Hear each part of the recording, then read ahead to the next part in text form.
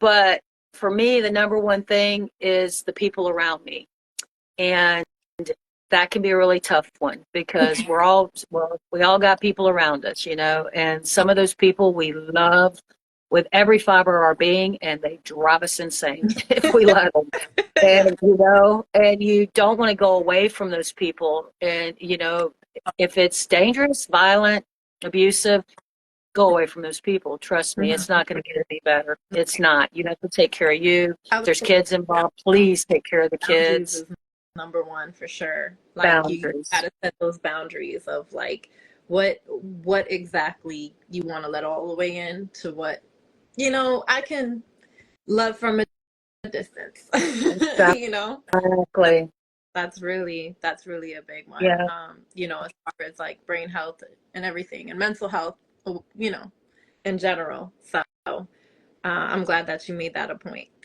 Yeah, yeah. And it's true, I'm a mom, I'm a grandma, I'm a wife, I'm a friend, to a lot of people. I am a health practitioner to other people, and I don't take crap off anybody anymore. My grown children, my grandchildren, my husband, my mother, my friends, my clients, I ain't got room for it. I don't have room for all that drama.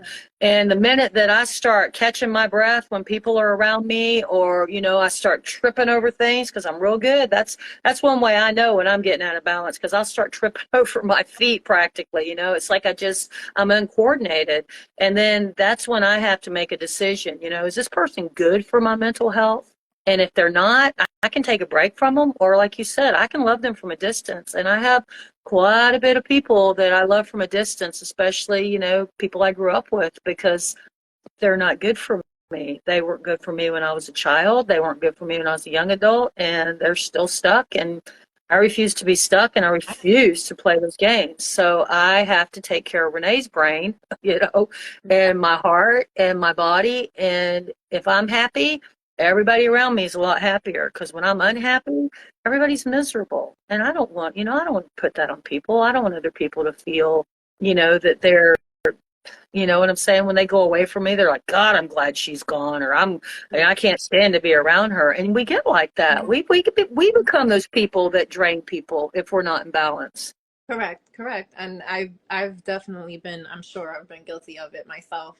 And actually what I was going to say too, in recent events, being drained, and burnt out, I've felt those things numerous times. I'm a person that stays busy constantly. And, my schedule, it gets crazy.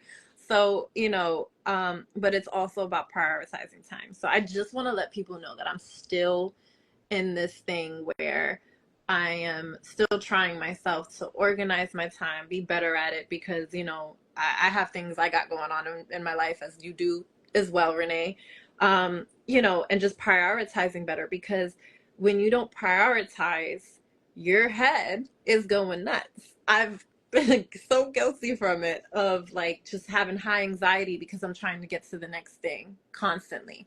And, Yeah.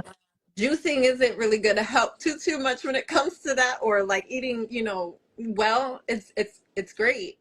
But when you prioritize and set those boundaries of your time day to day, it really helps to kind of breathe and really like, okay, I got this today, So it's so important.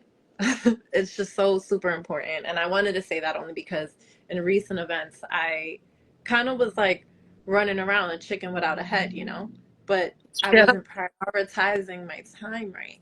You know what I mean? So that is also part of mental health, But brain health. Troy, you're very good at acknowledging, where you need to adjust. And I want to compliment you on that, because everyone's not, And for those that aren't, it's a good idea. It helps me to make a list Mhm. And, whether it's a verbal list, like on my phone, I use my phone recorder a lot. Yeah, I even video myself talking to myself because it's just simpler to turn on the camera and do that. And it's good practice for, these lives or whatever. So we're not quite as nervous. And then when you make that list, and if you're like me and you like to write, you can write that Mhm. list out too. And then I like to color code things. So red things have to be done. Gardens got to be watered. Dogs have to be fed. These are things that they're non-negotiable. Do I have to do all the laundry today if there's 2 loads or 3 loads or 1 load? No, I don't. I have other clothes. So instead of being like I was in my 20s and thinking I got to get it all done today, I got to work, I got to make money, I got to take care of all these people, these kids, these animals, this house, I got to do everything, got to make sure dinner's done. I cook like 3 times a week and I cook extra. That's a whole nother video. Yaya's Kitchen is a channel that's coming here, and I'm Yaya. And, I've learned over the years with the injuries and things that I've had how to prioritize my life so that I'm still eating well. I eat very well, actually, very healthy and very well. I cook less because I eat raw more, especially in the summertime.